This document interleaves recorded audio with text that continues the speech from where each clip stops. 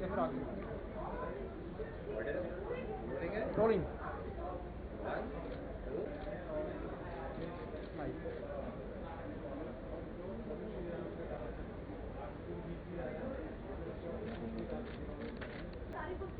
आशीर्वाद आशीर्वाद है ना आशीर्वाद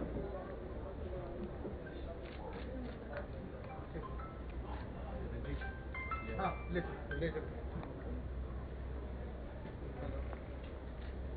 हाँ ठीक ठीक मैं आ और फौज में एक बाहर चल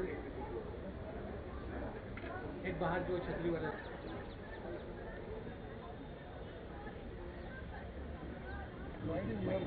वाइड में सारी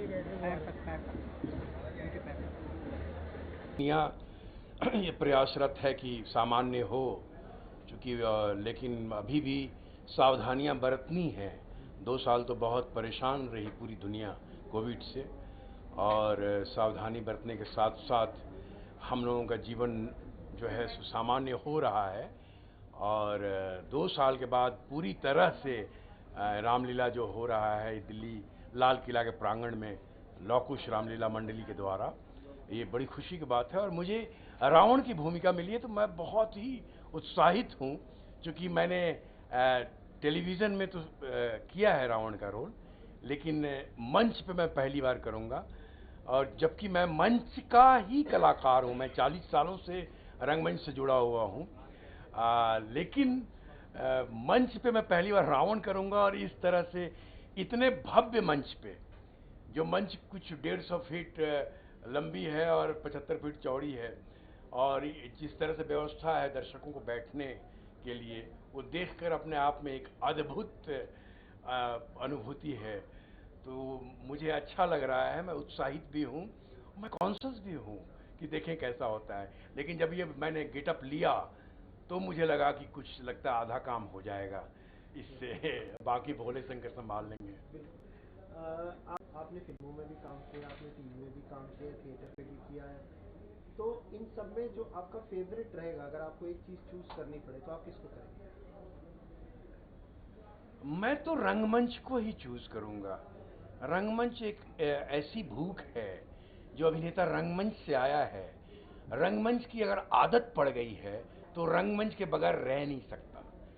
अब बहुत दिनों से मैंने नया प्ले नहीं किया, मेरे पुराने प्ले चल रहे हैं।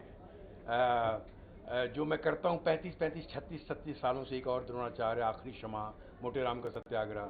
लेकिन मुझे एक भूख थी कि एक नया प्ले करूं, लेकिन नए प्ले के लिए उतना रिहर्सल का समय नहीं दे पा रहा था मैं। तो फिर मैंने एक सोलो परफॉर्मेंस अभी तैयार किया है, स्वामी विवेकानंद का पुनर्पाठ, जो 1.5 घंटे का मैं सोलो परफॉर्म करता हूँ। और वो अनुभव जो है अनुभव, वो बहुत ही गजब का है। तो इसलिए थिएटर जो करता है, वो सिनेमा टेलीविज़न कितना भी कर ले, वो थिएटर में लौट के आता है। और ऐसे भी अभिनेताओं को थिएटर से जुड़ा रहना चाहिए, चाहे सिनेमा और सीरियल में जितना भी उनको सफलता मिल जाए। दशहरे पे रावण को तो हर साल जला दिया जाता है, लेकिन ऐसी अभी बहुत से समाज में चीजें हैं, बहुत से राक्षस हैं, जिन्हें मिटाना बहुत ही जरूरी है। उस पर आप क्या संदेश देंगे?